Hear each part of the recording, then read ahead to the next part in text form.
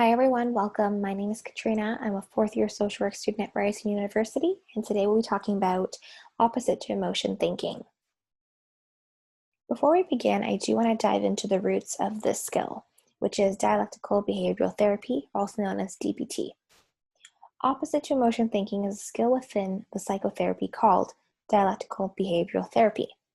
DBT is an evidence-based psychotherapy that focuses on teaching people skills and strategies to help improve their own quality of life.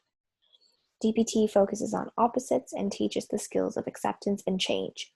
This therapy is especially helpful for teaching folks how to handle their problems head-on and to learn how to manage one's emotions.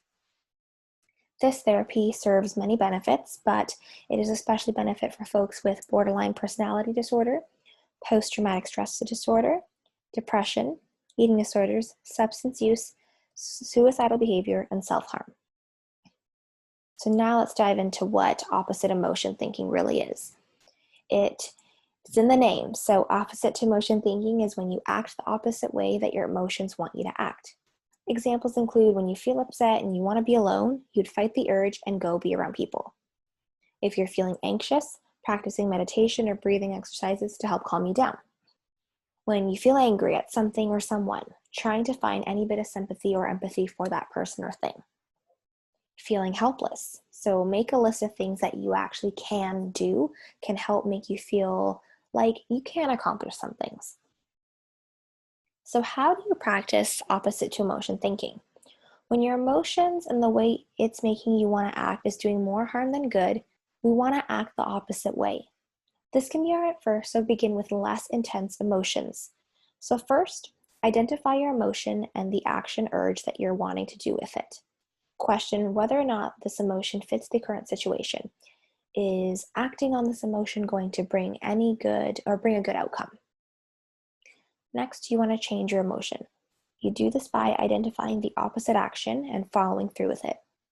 Continue to repeat these steps until your emotion decreases to a level where the action urge has gone down. When you feel comfortable with this skill, you can move on to more intense emotions and continue following the same steps. So what can you do? I have listed a few examples of things that you can try to do when you are feeling a certain way. There are definitely lots more, but the key point here is to challenge the way that you're feeling and the action you want to do and do the opposite. So I'll list a few. If you're feeling lethargic and as if you can't do anything, make a list of what you can do.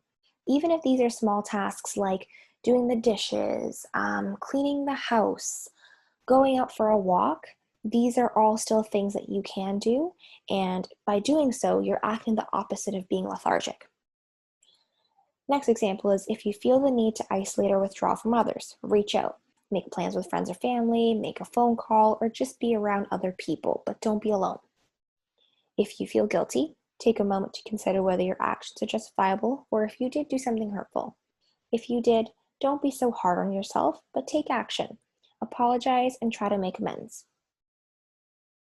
So this concludes our skill hub for opposite to emotion thinking. Thank you everybody for listening. I do want to remind you that the key to this skill is to act the opposite way that your emotions are telling you to act. Start small, tackle less intense emotions, and gradually tackle your more intense emotions. Remember that you are in control and we're learning how to control our emotions in the way that it's making us feel or want to act.